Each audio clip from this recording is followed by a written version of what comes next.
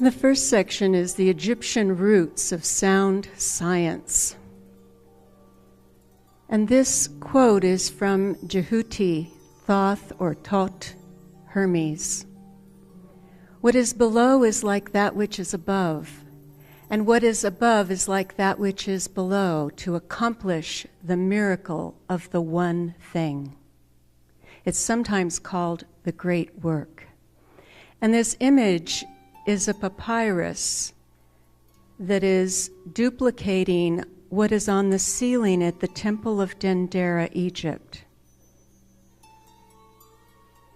So we have the celestial patterns above and the music below. The sky and its stars make music to you. The sun and the moon praise you. The Neteru sing to you. And that is from the temple at Dendera.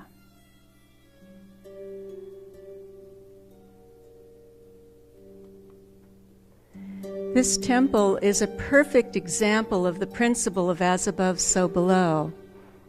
It has the heavenly zodiac above, and the temple carvings on the pillars and the walls are all dedicated to musical instruments and the goddess Hathor, goddess of music and transformation. And here you see the sistrum, the musical rattles with Hathor on them.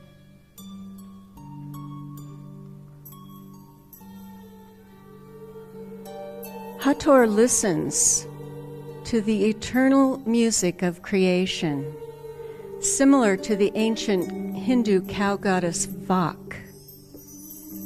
She is Logos, mother of the Vedas, Vak, Vaka, Vos, voice. It's the root for our word for voice. Vak preceded Saraswati, and she's not well known anymore, but she is the mother of voice and song, mother of all mantras. I utter the word that gods and men alike shall welcome. I make them mighty. My word makes a sage, a rishi, and a Brahman. And that is from the Vedas. My word, my song, creates a different being. Your word, your song does that. Here is Thoth in the Hatshepsut temple. Thoth is the oldest son of Ra, and he hatched the world egg. He's an ibis bird. This work of creation he accomplished by the sound of his voice. He is the most powerful friend of the soul, and through the trueness of his voice, contributes to the soul's resurrection. We will learn at the end of the presentation also that he was the guide of Osiris and Isis. Through the trueness of your voice, you are resurrected. So when we purify the voice through breath work, chanting, meditation, toning, releasing, our voice becomes clear, and it becomes a healing balm for the world and others.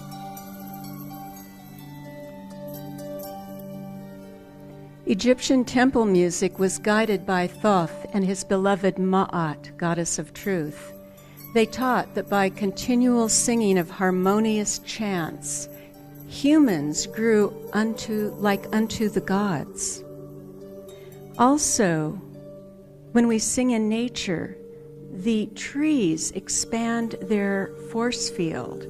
The stones in the stone circles in Great Britain, we did this dowsing test over and over and over. Everything increases its energy field with sacred song, with well-intentioned tones. The singing of hymns on earth is the reflection of heavenly harmony.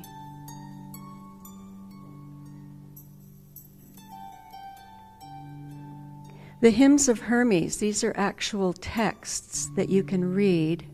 G.S. Mead, G.R.S. Mead, translated quite a few of them. The hymns of Hermes state that sacred sounds pour forth blessings and open a path throughout nature straight to the divine. The Vedas say that it is the fastest way to enlightenment and awakening. Sacred sound. The Egyptian texts say that Isis, Queen of Heaven, received the secret name of Ra. Actually, she tricked it out of him. He was bitten by a venomous snake, and he was dying. Ra is actually more than our sun. It is this energy behind the brilliance in the sun. You could call it the great central sun. So Ra was dying, and Isis tricked him out of his secret name, because with that name, she could do anything. She had the sound codes of creation. She uttered the spell with the magical power of her mouth. Her tongue was perfect, and it never halted at a word. Beneficent in command and word was Isis, the woman of magical spells. Now, I put the references here so that if you want to further research these sources, there is a tremendous amount of information available. With this key, Isis chanted the dismembered parts of Osiris back together. Remember, he was cut into 14 pieces by his brother Set. Thou wilt enchant the sky, the earth, the abyss, the mountains and the sea. Thou wilt understand the language of the birds. I always wondered where that language of the birds, they call it the green language in alchemy. I wondered where that came from. Of course, it had to come from Isis, and here she is with her great wings, the language of the birds. Knowing the technology and the science of sound.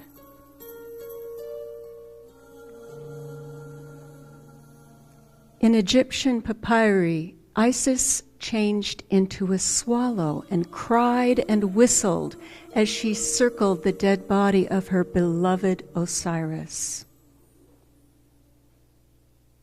It's interesting because every place that has a black Madonna in France or Europe in general, or a temple to Isis or Mary Magdalene, has swallows circumambulating every day in the season, in spring and summer and fall. And they are whistling, and their whistling creates a beat frequency, which is 2 tones almost rubbing, really close.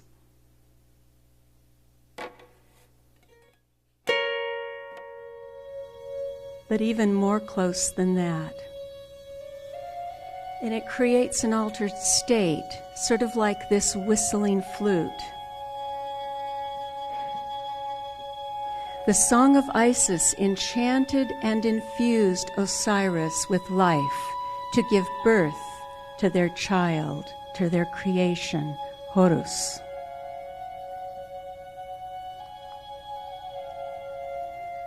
The swallow hieroglyph in Egyptian language means great. The Egyptian word means to anoint.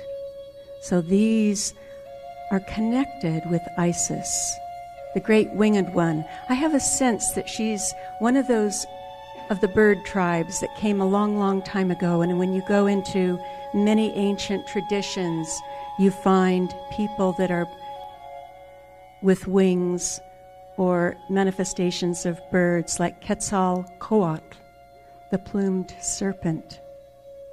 He's plumed, he's a feathered serpent. The transformation into a swallow is one of the magical texts in the Egyptian Book of the Dead. The words of power in this text restored life after death to both Osiris and the scribe Ani to fly freely as a swallow. And here you see the swallow on the bark of the sun. This is the hieroglyph. On the bark of the sun, the swallow is the first to announce the return of the light, singing the dawn of a new day. This is a translation by Norman D. Ellis of part of the Egyptian Book of the Dead about Isis turning into a swallow. In the dark marrow of my bones, I have made myself light. I am the swallow spinning at dawn, through whom light enters the sky, who flies formless above a world of forms, ringing across the horizon. Enter me, I shall make you a god, she cried. Enchantress and wife, she stamps and spins, she raises her arms to dance, and from her armpits rises a hot perfume that fills the sails of boats along the Nile. She stirs the breezes that make the sailors swoon. Under her spell, I come to myself. Under her body, I come to life. She dances and draws down heaven, as above, so below.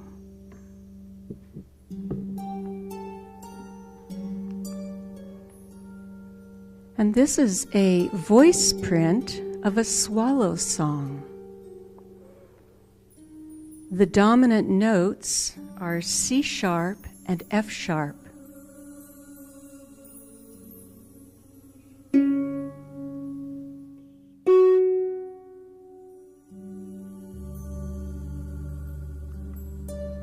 Here we have those frequencies emanating as elements and color from one of the largest stars in our galaxy, Eta Carinae.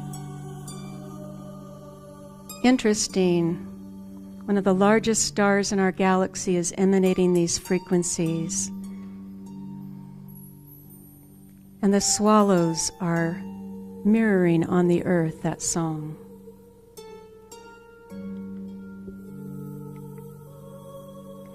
The Egyptian manuscripts have shown musical notation using 7 tones or notes and 7 colors. The French Egyptologist M. Villoteux found that Egyptian harps had colored strings to match the musical notation. And here you see a 7-stringed harp. And here there are 7 notes to an octave on my harp, and they are colored. So this is a very ancient tradition. This occurred on my wall one day. The crystal in the window refracted perfectly to make the shadow of 7 strings and the colors of the rainbow and the 7 tones. And we have the 7 tones and colors in the human energy system.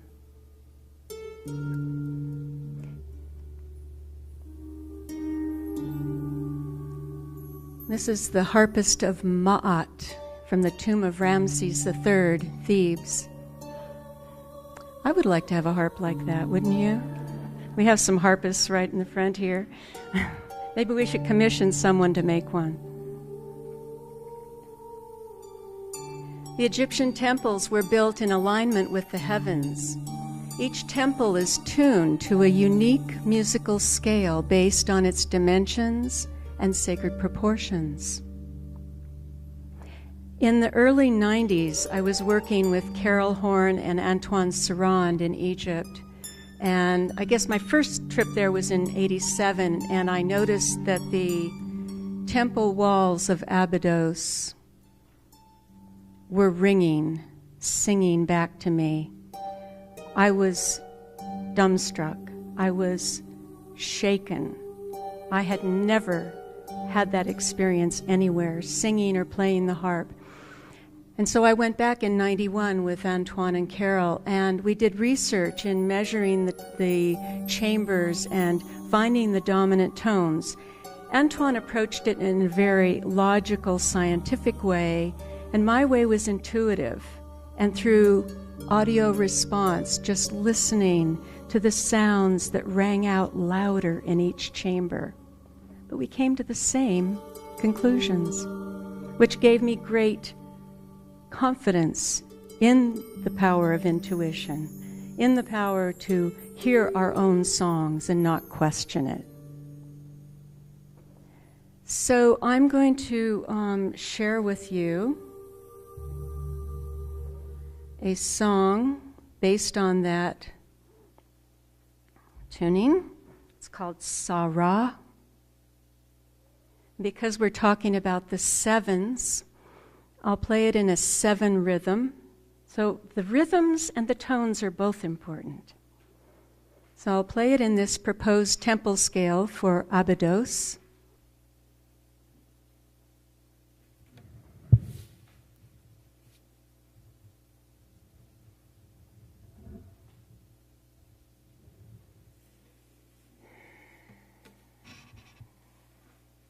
So just relax and dream a little bit. Imagine that you're in the temple of your choice. It could be Abydos or Philae, Dendera.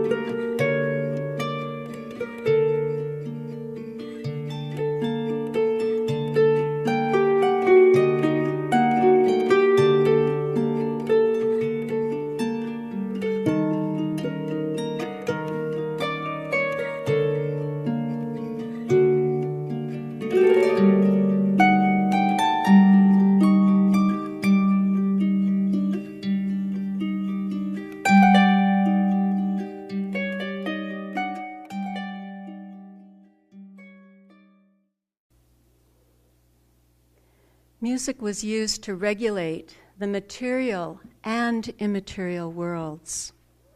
A string resonates with the macrocosm of the universe and the microcosm of the human soul. In the hymns of Hermes, the order of singers maintained the harmonious patterns, enchanting earth and sky. Thoth, or Jehuti, is the tongue of Ra. What emanates from the opening of his mouth cometh to pass. He is the source of speech, the vehicle of knowledge, and the power of the spoken word. In the manuscript called The Key, Hermes teaches the way to enlightenment by chanting hymns of praise and pouring these blessings on all beings. The hymns of Hermes use sacred words of power to raise the inner resonance, and one became as a god.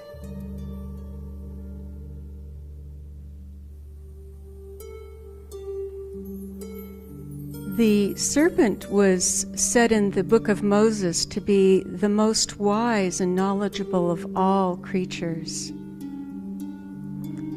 Somehow it fell just like Eve. What a shame. But we're here to retrieve the serpent of knowledge.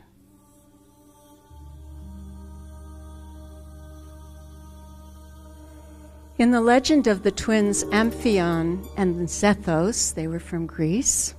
They conquered Thebes. It fell to them by the power of music. Hermes had given Amphion a lyre, and when the twins conquered Thebes, it was the sound that caused the stones to slide effortlessly into place. And these are not small stones.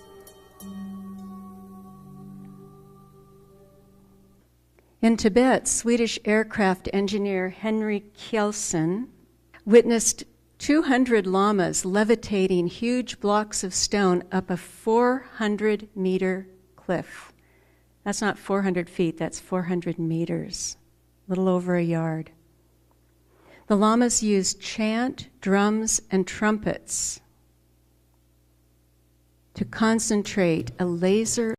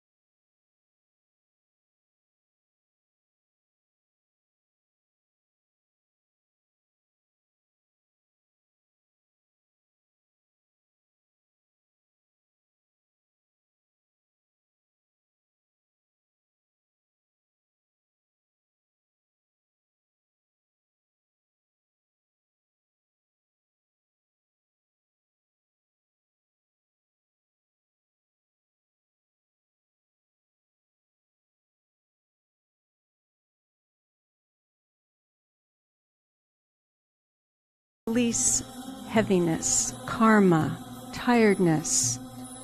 It does two things. It dissolves what we don't need, and it builds that which serves us. And especially if we're using ancient mantras, it's even more powerful, because these mantras are added. The energy when we chant them is added to all of those throughout time who ever chanted those mantras. It's like a huge sound bank, and forget the money bank. Let's create a sound bank for this new era. The sounds that we chant together can dissolve past limitations and clear the path for unlimited potentiality, not only for ourselves personally, but for our planet, for our beloved Earth, and all beings.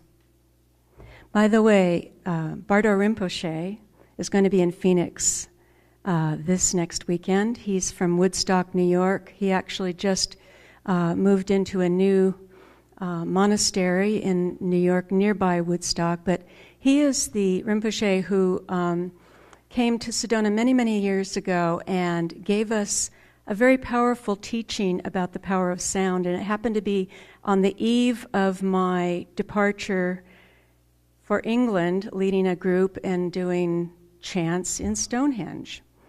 And I thought, oh, this is so perfect. And what he said is that when you do a mantra in a sacred place, like Sedona, or anywhere that is sacred to you, that benevolent power is multiplied more than 1,000 times. Or if you write the mantra in the sand at the beach, or in the soil out in nature, or over the lintel over the door, it blesses all those who pass through that door. So I'd like you to join me in doing the Red Tara mantra. When I asked the Rinpoches that I know, I wanted to know what it is about the Red Tara. Of course, she's very strong in her red aspect. There are 21 aspects to the Taras. In her red, she's a very fierce protectress, very strong. So if you need protection or strength or energy, you could chant to her. The words are Om Tare Tum Soha. When I asked about the purpose of doing this chant, I was told that it helps create you as a Tara, you as a Buddha. So it develops that inner essence, that ground luminosity of Buddhahood.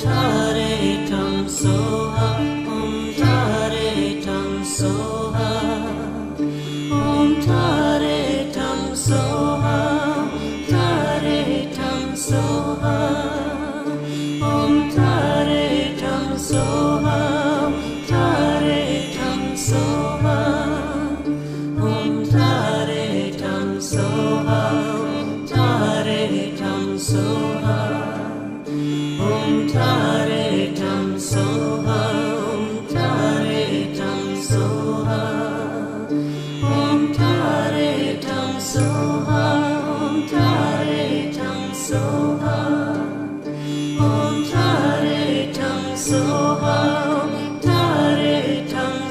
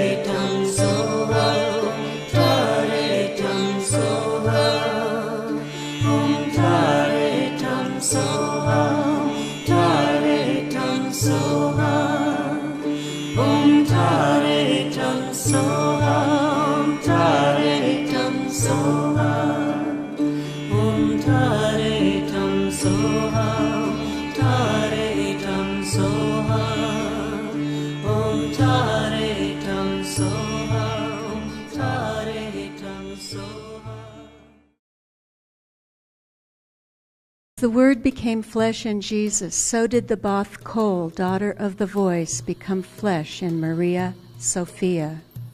And here we see Mary Magdalene on the shores of Provence, near Saint-Baume, where she came ashore in the boat with no oars. Now it's interesting, my friend Henry Lincoln said that the ancient tradition of coming ashore in a boat with no oars usually indicated it was someone of a royal bloodline descent.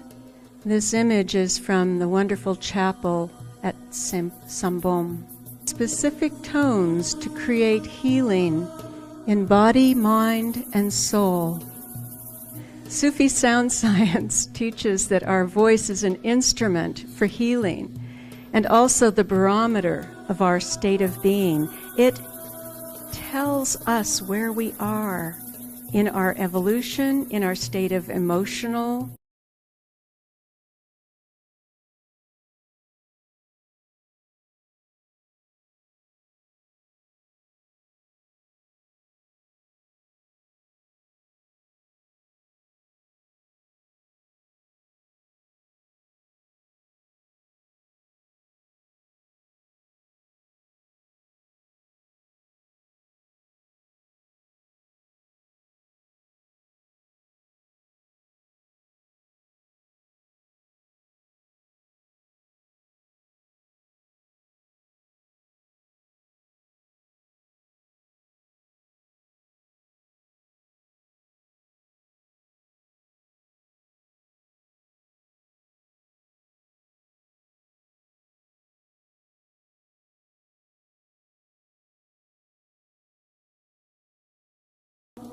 Until I started working with sound and developing my own energies and my own voice.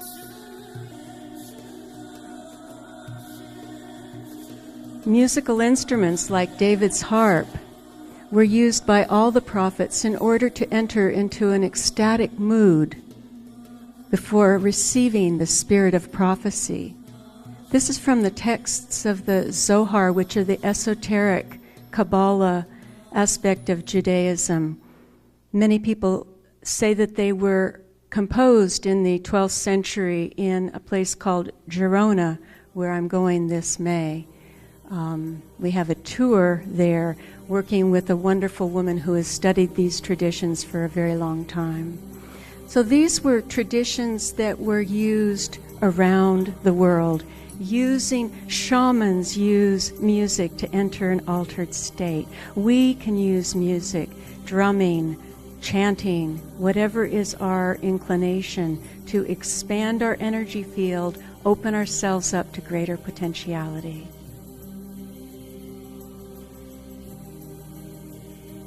So, looking at this image, just to observe it a bit.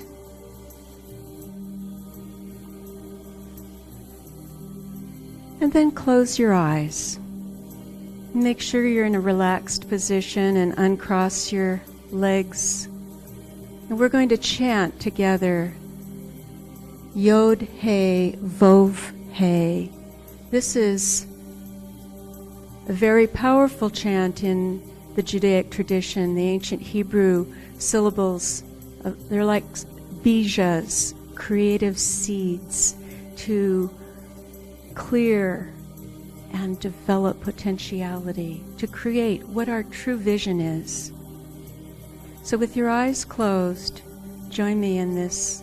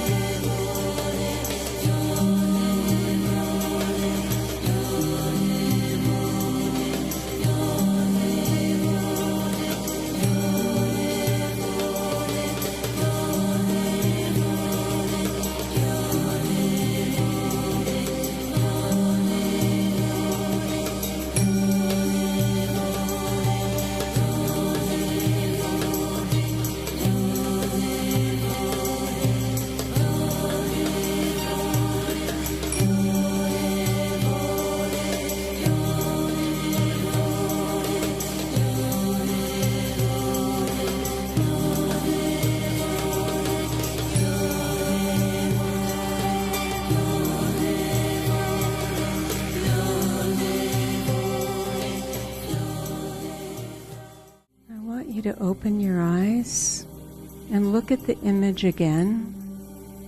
When you're ready,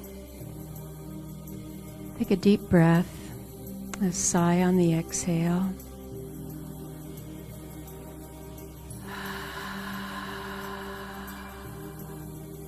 And see if it looks different.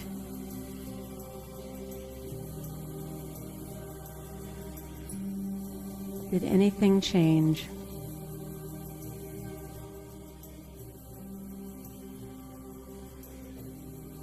Any feedback from the audience? Any change that you're aware of? Yes. More colors. Ah, you see things that you didn't see before. A heart. Uh-huh. Things. And what? The temple is bigger. It grew. The doorway seems to be more inviting. It has dimensionality.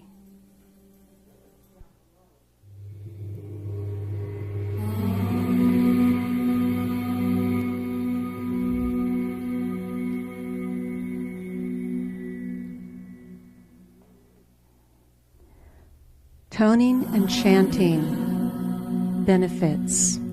These are just a few. It increases sensory perception, as you just discovered, clarity, and intuition. Toning and chanting releases limiting beliefs, stress, and dis-ease. It charges the brain and alters our brain state, inducing alpha-theta states, which are associated with healing. We did experiments in the research labs at the University of Washington Medical Center and found that dowsers, shamanic healers, energy workers, and toners like me all entered the alpha, then theta, and even delta states when we were in the process of opening. It synchronizes the heart-brain-body rhythms, producing a state of centeredness, balance, and integrity. You feel a bit of that tonight, probably. And in your own practices, I'm sure many of you have. It dissolves the veils to remembering original intention. That is one of the greatest gifts that this toning and chanting and sacred music making can do. I don't want to leave out dance, but that's just not my job this lifetime. I love to dance. And often the dance goes with the song. It expands our life potential and creativity, opening a gateway for soul freedom.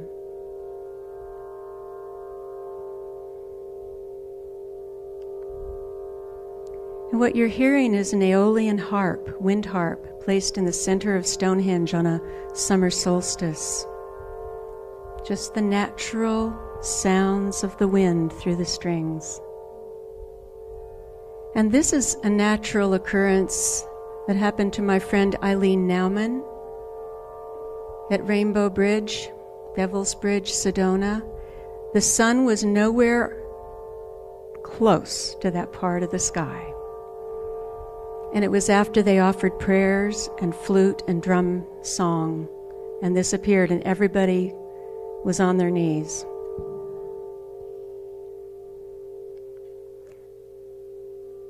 This appeared right in front of Madonna Rock. Here's the Madonna and Child right at the Chapel of Holy Cross.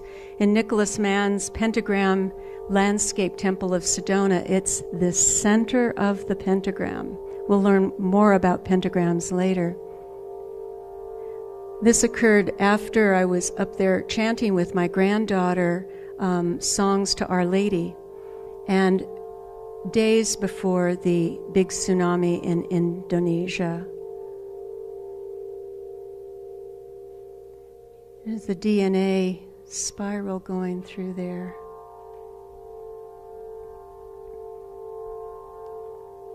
And here's another image from genetics of the DNA spiral. Russian biophysicist, any Russian speakers here? Anyway, he found that human DNA can be reprogrammed with harmonious sound and positive language. This is the ancient Hermetic knowledge of the power of mantras and sound. Mantras are formulas to vibrate the highest human potential and re-enchant our world.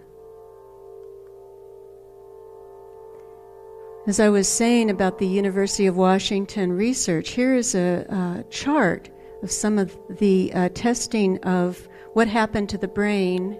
This is the beginning. I guess I already had a fair amount of theta going on. I had been listening to the Songaya CDs that you'll hear later on, and then toning with them really peaked the theta level. The theta, the green, the alpha is the red, beta over here, and delta, the really deep level in the blue. Then both the alpha thetas peaked. The brain went into an altered state, and then they totally balanced. So these are some of the things that happen when you're toning and chanting. This is a energy field imaging machine that was testing in Mexico City many years ago, coming off the Avenue Insurgentes, the largest, most congested road that I know of in the world. I think it is the longest in the Americas. And it was fairly stressful, and the aura field is quite lopsided and very high beta brain state. Not high beta, just beta state. And after 1 minute of doing Om Mani Padme Hum, this was an old photo, so this is faded a bit, but these were very brilliant, deep royal blues and purples that were developed, which indicated an entry into the alpha theta state.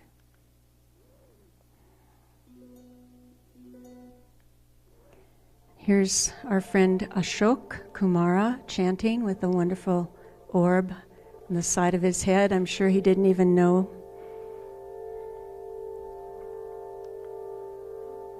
And I'm playing for a mass for a dear friend who passed over, and I'm chanting. And my friend took this, and then there are various other little orbs around. It's a church in Rennes-les-Bains, France. .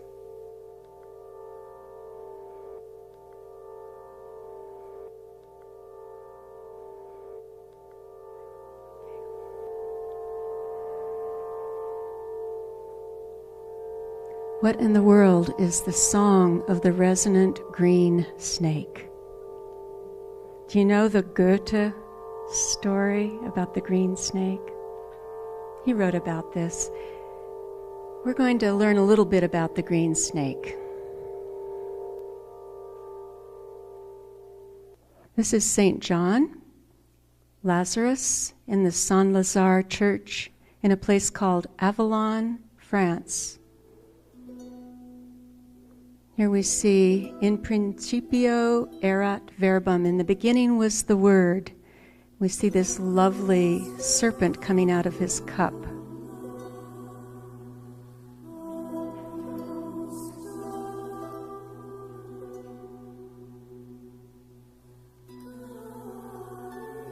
Here he is again in a Catholic church in Massachusetts, Westford. Now it's a green snake. This is a well-known alchemical symbol of resurrection and renewal, coming awake. And it's in his cup, the Grail cup. Here's in Troyes Cathedral, southeast of Paris, another green snake, but this time it's a feathered serpent, just like Quetzalcoatl in the Mesoamerican tradition. We find the same symbology all over the world, rooted in the earth and sprouting wings, balanced. Transformation, resurrection.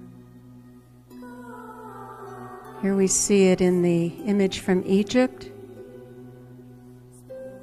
The serpent shape can be symbolic of energy movement, water, wisdom, kundalini rising, sound waves, resurrection, and it happens to be the symbol for the age of Aquarius. 2 squiggly lines, just like 2 snakes. That's the age we're entering into. So I think it's high time we retrieved the snake. Here's the front of the same Saint-Lazare church in France, Avallon, France. Look at all these amazing serpents on the front. It's a resurrection chapel. By the way, the nearby next village is Vézelay, where Mary Magdalene has her church, basilica. They were brother and sister, and they worked together closely in the resurrection mysteries. This window is in the Madeleine Church in Rennes-le-Château, and the sun was over in the west, which is behind my head when I took the shot. This was a miracle of Lazarus rising, I felt, out of his window. That's Lazarus Rising's window. Lazarus received the resurrection mysteries teaching from Yeshua as recorded in the secret Gospel of Mark. It was an all-night ceremony.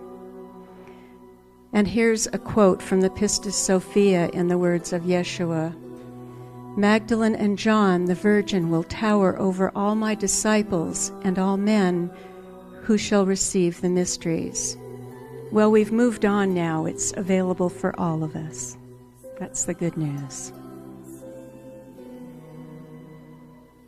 Here's a performance with an altar to St. John as the eagle of the four apostles. That's my friend Francoise and myself. Troyes Cathedral was the place where the Grail mysteries were written. Troyes was the center of Knights Templar. It's where Joan of Arc rode her horse onto the high altar and proclaimed for the people's liberation of France. She rode her horse up onto the high altar. She had some energy, that girl. We all love her. Here's the Apostle of the Apostles in Saint-Michel, Tarascon-sur-Ariège, near the Pyrenees, the foothills.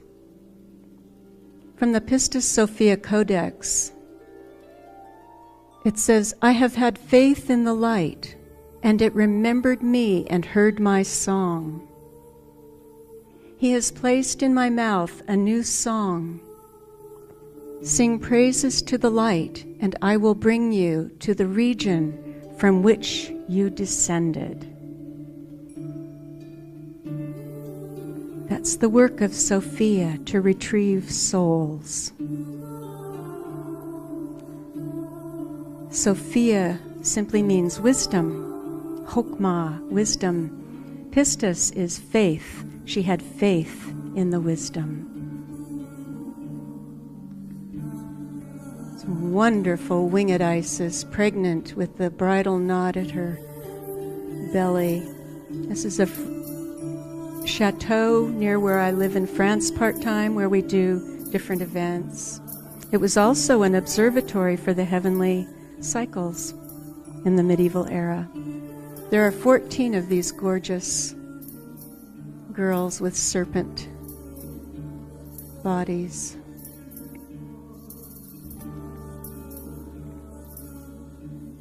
This is a billboard on the way to my village in a place called Limoux. It's famous for its original formula of champagne. The Grail cup is filled with golden elixir, the serpent green and winding and entwining as the vine, the temple behind. And here is a wonderful alchemical image from the 5th century.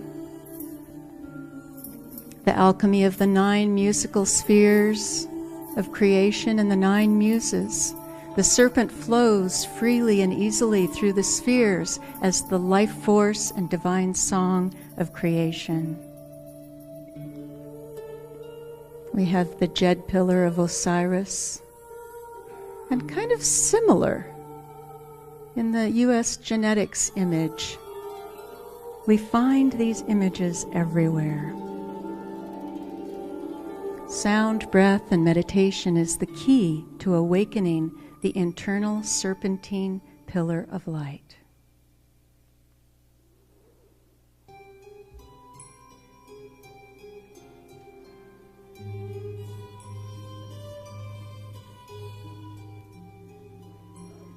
This is the Taoist circuit, the circulation of the breath, which I highly recommend. Circulating the breath up and down. And if you put the tongue at the roof of the mouth, as you're doing this in your meditation, it helps the circulating of that inner serpentine flow wave of energy. Awakening the inner cauldrons of fire. They also call it the opening of the golden flower. This is a cymatics image, whereby a pure tone was emanated and it created a perfect mandala. It's called cymatics, sound, moving form. That's what you do when you're chanting or toning. The focus and breath follow the naughty serpent paths to awaken the inner cauldrons. Now, if you do this at sunrise and sunset, one can look right at the sun for that short period of time. Some people do it for minutes, some people do it for an hour, but there's a little window right as the sun is on the horizon that is better than a double cappuccino, I guarantee.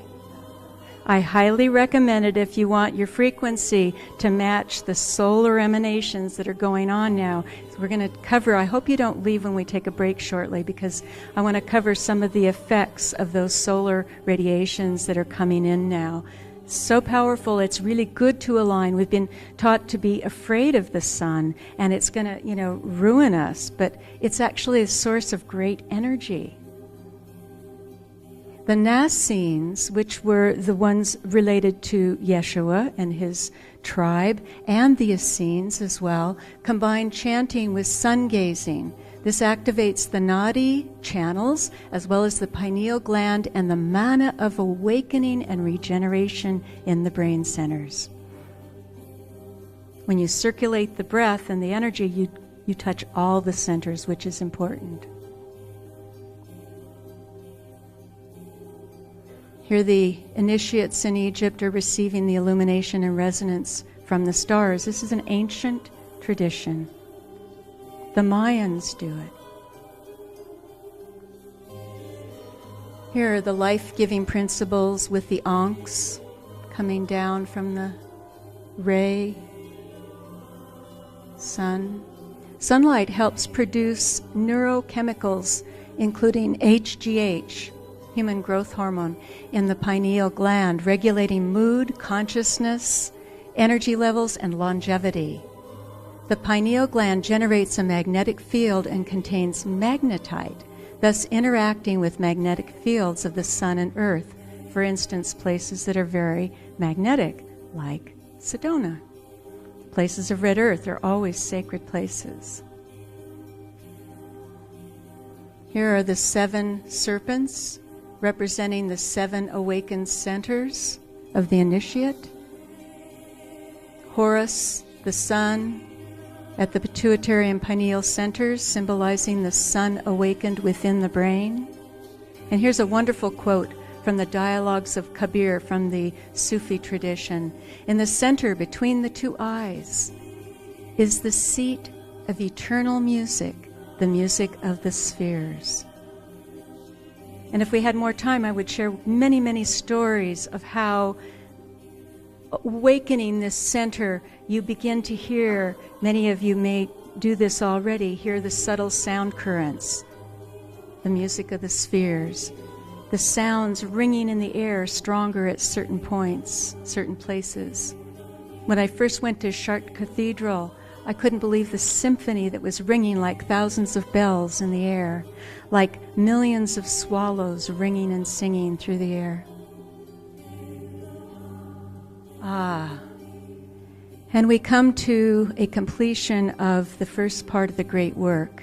We began with the green snake, initiating new beginnings, and we complete with the red, the full circuit, the inner circuitry connected.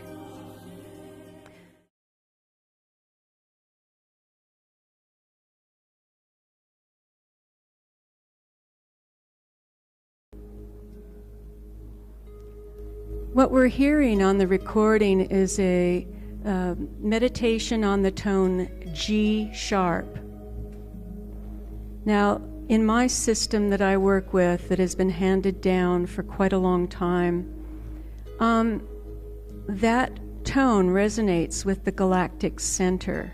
The Mayans call the center of our galaxy Hunab Ku, and Humboldt's men explained it to me that it's shaped like a G. It's a spiral.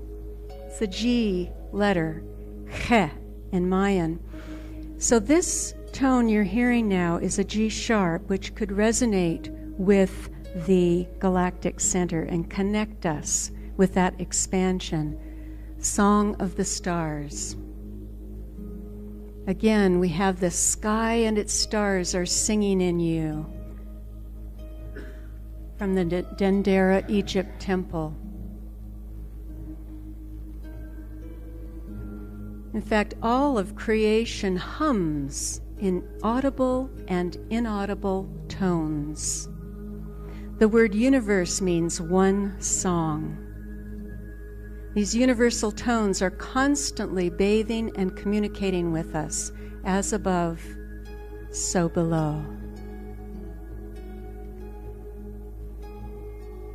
And the wonderful Algonquian song, I don't know the melody they use, but the words are so incredible. We are the stars which sing. We sing with your light. We are the birds of fire. We fly across the heavens, and our light is a star which sings. Literally so. The minerals in our bones and the iron in our blood began as an exploding star somewhere in space some time ago, long time ago. We are literally the stars which sing. There's a star map on the wall of Egypt.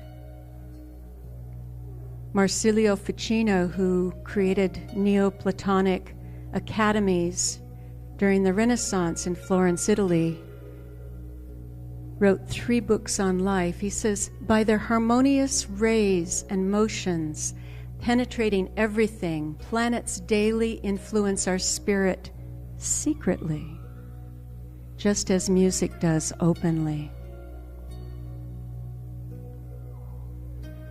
Nicholas Mann has created this wonderful star alignment with midwinter sunrise at the Glastonbury Tor in England, and the mound touching it, the center of the galaxy, touching us, touching all of us at this time, during this time of alignment. Nicholas has a whole period of 1980 to 2016, and I think if we're focusing too heavily on this one year, we're missing the point. We are in it, and it's going to keep going.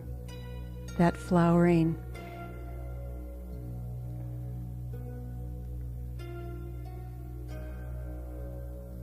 Huge solar mass ejection that occurred on 11/11/11. Now, I have to admit, I was skeptical.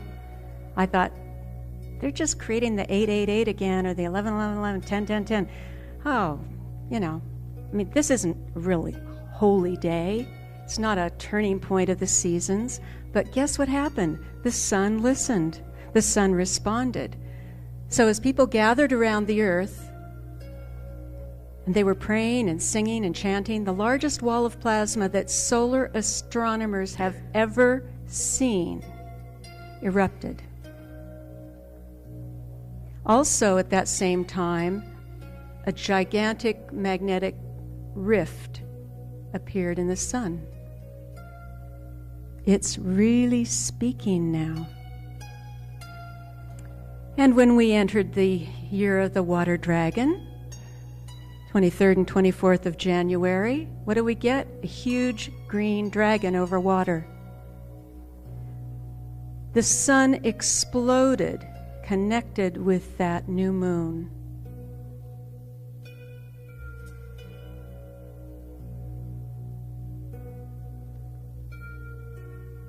By the way, that conjunction, sun and moon, was in the sign of Aquarius, signaling that jet engine boost into the current age and the shift. Astrophysicists are studying the song of the sun in a project they call GONG, Global Oscillation Network Group. Astrophysicists from all over the world are measuring the song of the sun to see how it is affecting life on Earth, and certainly we are seeing that it is. Shortly after 11/11/11, November 15th,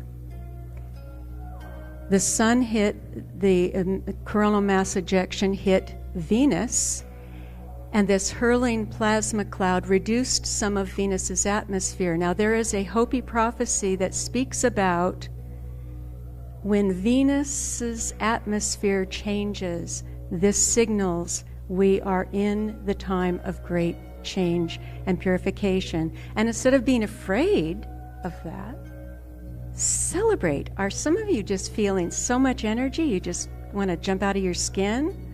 I am. There's so much potential right now. This is a disk of Venus pouring forth illumination, just like the Egyptian initiates were receiving. The direct resonance and illumination from the stars. The Aztec tradition says that Quetzalcoatl, the plumed serpent, emanates from Venus and will return to Earth in 2012. In a rare transit, Venus will pass directly in front of the sun on June 6th this year. Only happens once in a lifetime, once every 120 years or so. Now, they come in pairs, so we had one transit in 2004, and this is the partner of that transit. For me, this is really the exciting thing. I mean, yes, winter solstice, all the solstices are powerful, but this is big. So I recommend everybody toning and chanting and praying every day, connecting with the sun, bringing the sunlight into your cells, into your centers of your brain to get ready, because it's really wonderful what is happening now. Here's a Venus-Moon conjunction. She makes a perfect pentagram, the only planet in our solar system to make a perfect geometrical shape. Perfect pentagram in her orbit every 8 years. This shape happens to be the one that is full, totally, exclusively, of golden mean ratio, the perfection of creation. It's the basis of music, harmony, beauty, healing, and regeneration. So those are some of the qualities that I believe are coming in now very powerfully as blessings, as gifts, if we pay attention and utilize them. You can even breathe in not only the sun, but the moon, or Venus, or Sirius, or whatever your favorite star is, to receive the knowledge. If you've ever worked with Venus or Sirius, I find them very, very powerful.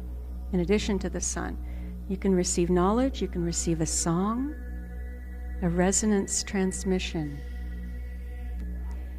This shows how far back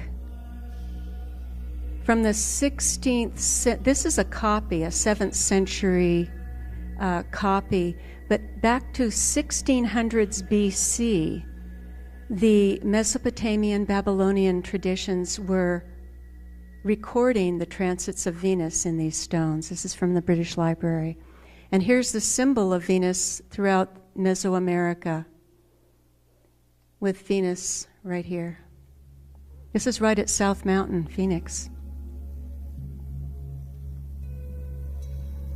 These are called the Akar lions of yesterday and today, and as we stand at the threshold of a new age and the ending of a 26,000-year cycle, this is the time to create what we want, our visions for the future.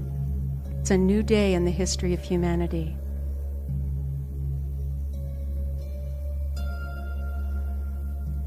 And in the ancient traditions of the Middle East, God was expressed in several various ways as El or La, meaning the one or I am that I am. In Hebrew, Eloha, Elohim is plural, Eloha is singular, Elat in the Old Canaanite, Allah or Allahu, Arabic, Allah, Aramaic. So I'd like us to join together with another chant, and this time with the crystal bowl, and all of our voices harmonizing as you feel. And I want you to choose any of those words, the Eloha, Elohim, Elat, Allah, Allahu, Allaha, as you will. Feel it. Create your own way of doing it. But try to listen to the other voices, and let's create a beautiful gift for the earth together. So I'm going to start it, and then I want you all to join in.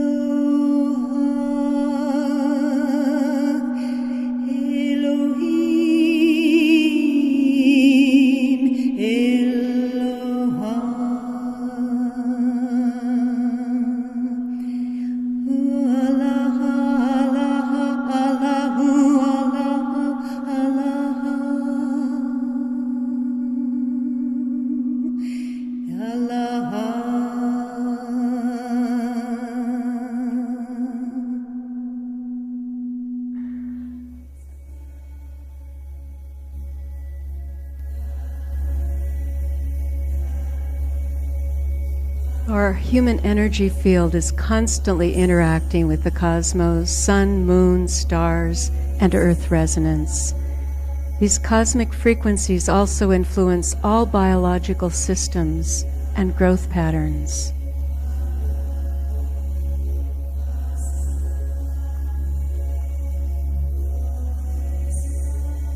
Heavenly tones and song patterns are reflected in the human body and the energy field. This is a wonderful 15th century image of those celestial patterns as they affect the human energy field in the wonderful Vesica Piscis shape with all the zodiac around on the outside. Medieval text from the British Library showing the casting of a chart to see the star influence on a newborn child. Medical and soul astrology have both been used by the ancient cultures for thousands of years, including in our current time. Here's King Edward III being shown the planetary influence on trees and plants. The key is to restore all the frequencies, to become whole and integrated for healing. Here we see all the planets represented and all the color tones, the frequencies. These celestial tones can actually be measured in our voices. We can find the tone map to know where to work to liberate ourselves and to integrate. This is the basic wheel that I've been using since the early 90s with the zodiac of the 12 tones, 12 colors. This is a form of bioacoustic medicine, and the goal is wholeness and integration. We have to know where we're dropping out, where the stress points are. Everything in creation is singing. String theory now proves this. Well, it's not really a theory anymore, is it? And all of life forms can be identified by their specific frequencies or formula of frequencies. Nothing's simple, is it? We are all made up of symphonies of frequencies. In the 1970s, University of Ohio sound researcher Sherry Edwards discovered that she could hear distinct tones emanating from individual people. When she sang the same note back that she heard, extreme, dramatic, immediate effects occurred. This gave her the hunch that she was on to something, and she was one of my first, more scientific teachers. My first teachers were life and nature and indigenous people. They have the same traditions. Edwards developed voice analysis to analyze individual voice tone patterns to find the sound signatures for healing.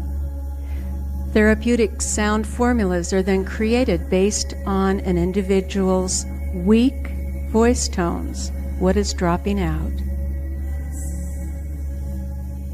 We have Alex Gray's wonderful art showing the network of light through the system. We use voice spectrum analysis to find the sound blueprint, tones for healing, to return our lost chord.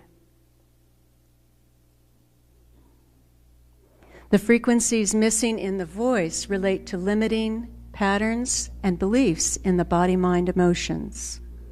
They also relate to genetic tendencies and karma, belief systems, emotional patterns.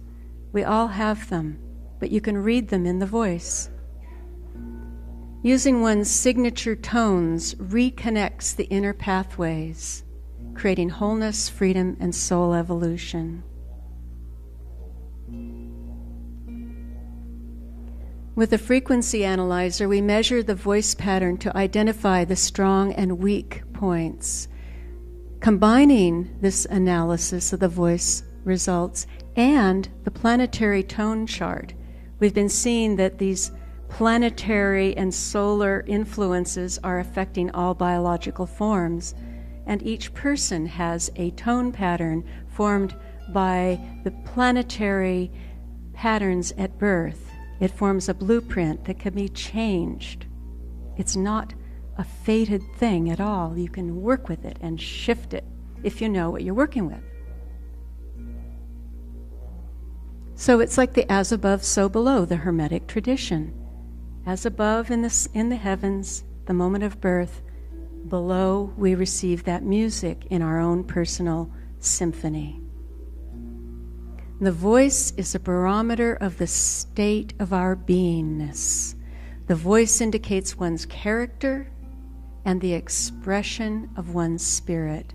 Hazrat Inyat Khan, Sufi master. The Sufi tradition, the esoteric aspect of Islam, which I wish came back stronger right now in the world, they carried a tremendous amount of knowledge about working with the voice and the frequencies in the voice. He again said, the person who has found the keynote to their voice has found the key to their life. Here's a voice print of someone who's pretty out of balance here, heavy tones over on this side of the scale and nothing over here.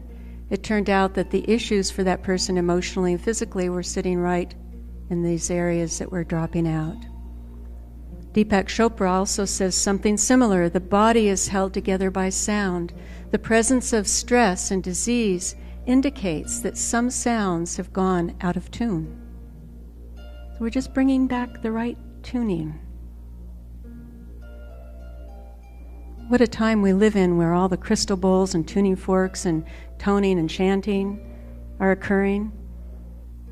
We live in that threshold between the ages that we have all potential to change everything with our song. That is actually the theme of the creation story of the Avapai Apache people of this area. She listened to the songs of heaven when she emerged in Boynton Canyon, Komalapokuia. She listened and she trusted what she heard, and she sang, and her song changed everything. Your song changes everything. Some of the effects of applying missing voice frequencies found by voice analysis are, isn't this a great image? From Scientific American, and I love it when this stuff bleeds through into all levels in science, technology. When individual frequencies are played back to a person, the change can be reflected at the cellular level, in brainwave patterns, unification of the energy field, and in the experiential state of being. And this can happen immediately. It doesn't have to take a long time. Although things that have been kind of set in stone, as we say, in the bones, in the tissues, take a little longer to resolve, can take a week, a month, a year, whatever. It just depends on how long-standing a genetic tendency or pattern in the body is, or emotions. But through toning, you can release all that and clear it, not only for yourselves, but for your ancestors and those who will come after. Clearing the family lineage with sound. The sound that you're hearing, I'll turn it up a little bit. I decided to play I was doing the sun meditation this morning, and I was told, use the A sharp. It's this tone for Aquarius. So I thought, okay, that's a good idea. And this is a sound meditation, 15-minute long, using didgeridoo, overtone chanting, mantras, and harp, so that people can tone along with these tones and assist them. Sometimes we don't know where to start. I didn't know where to start before I met my teachers.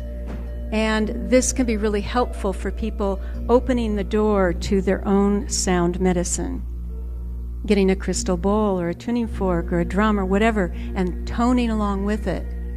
There are 12 different sound meditations for the 12-tone musical scale.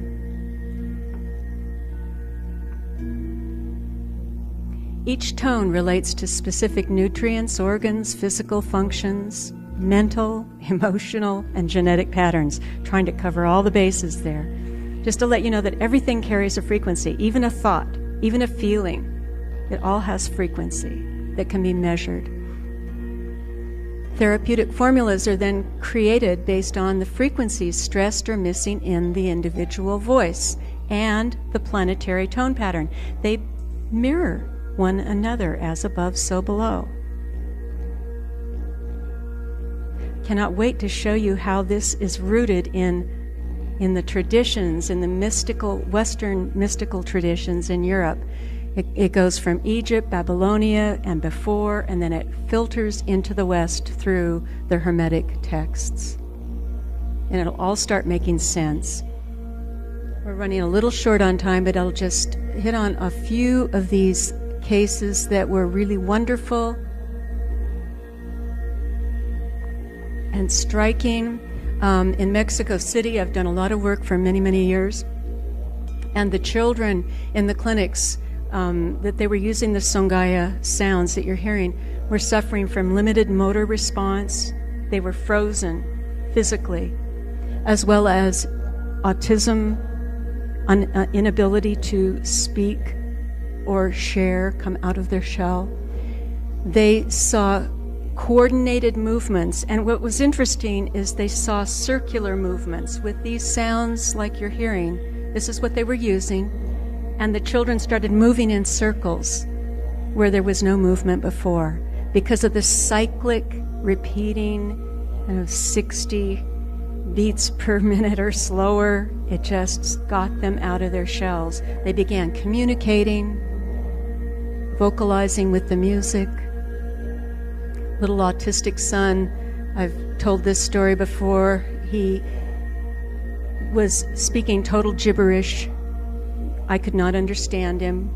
I did the analysis, got the voice print, and then I went over to the harp and stood. Began to play. And he stood at the other end of the harp. He had never seen a harp before. And he calmed down, and he played a duet with me. He was 5 years old. He'd never played an instrument before. And at the end, he kissed me on the cheek and said, "Harp." And so immediately his parents got him an instrument. And he began naturally playing music in his missing tones that he needed. It's a natural response. When we hear the sounds we need, we resonate and feel good. We want to use those. We want to hear them.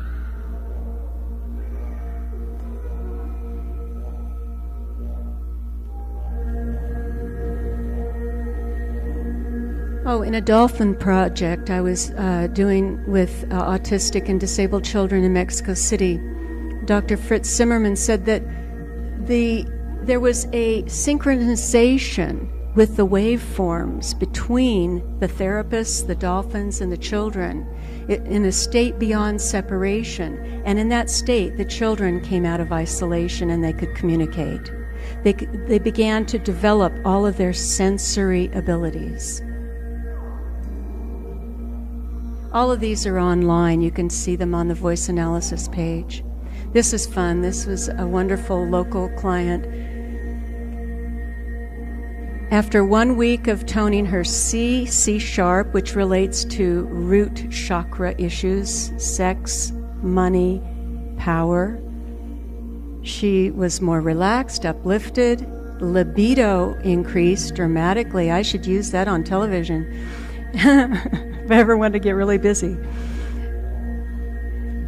Second week, she was more calm, aligned with her true purpose, and she made a major business gain. Again, root chakra things.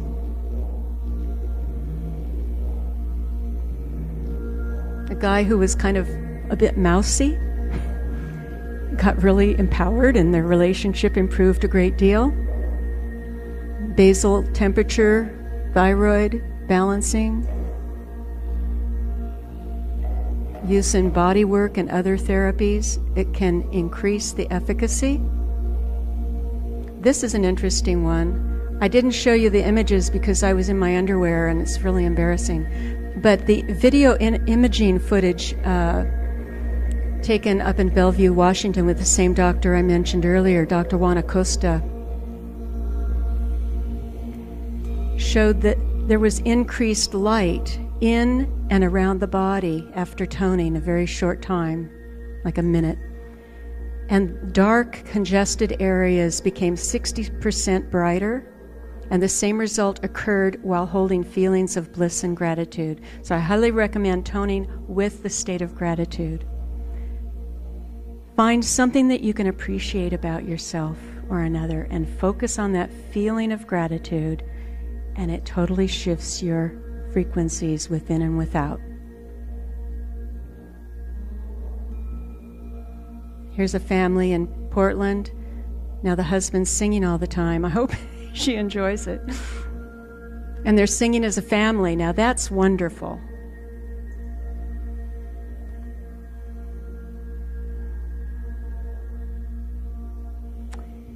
Neoplatonic academies. I'm just going to recap. This is just a couple of slides, few slides. But to recap some of the basic principles that we started with, the Hermetic sound traditions from ancient Egypt. This is Marsilio Ficino, and he was the first one in the Florence area in the 15th century to translate the entire body of Hermetic teachings called the Corpus Hermeticum.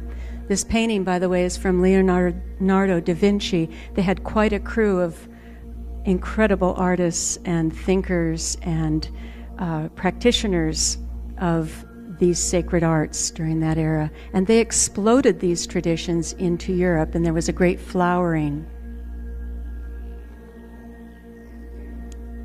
In his academy in Florence, there was a sparking and flowering of the Hermetic wisdom into the West. They combined the study of astrology, music, and medicine. Sound familiar?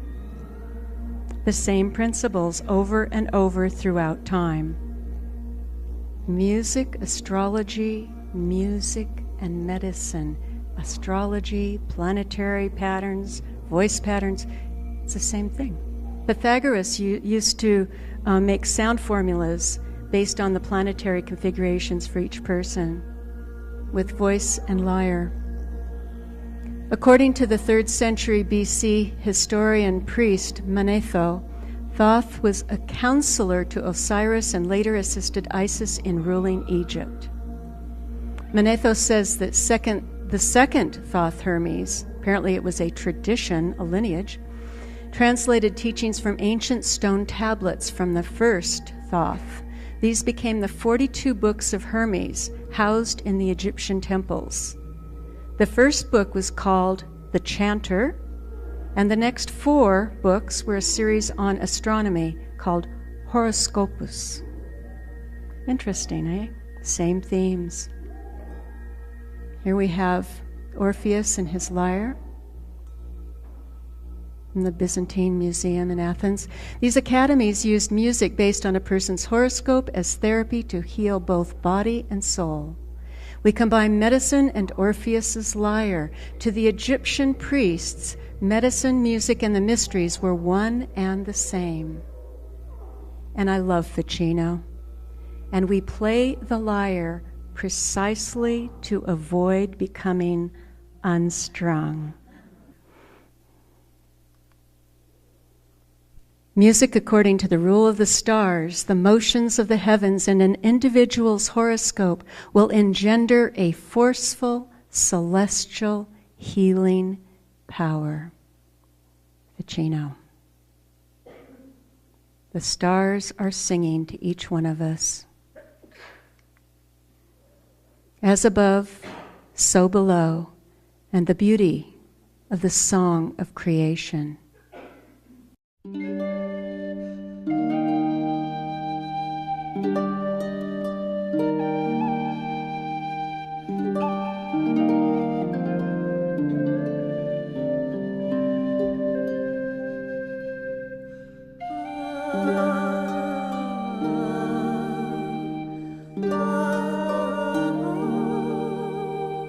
Oh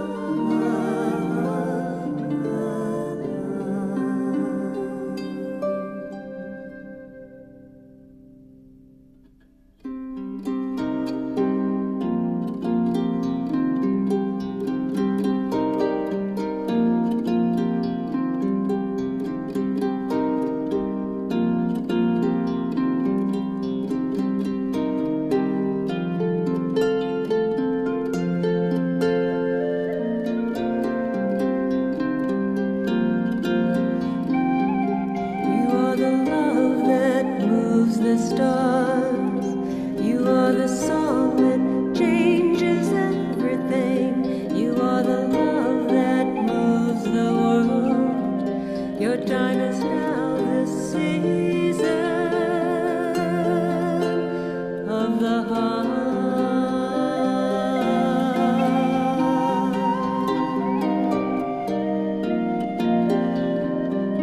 You are the love that moves the stars.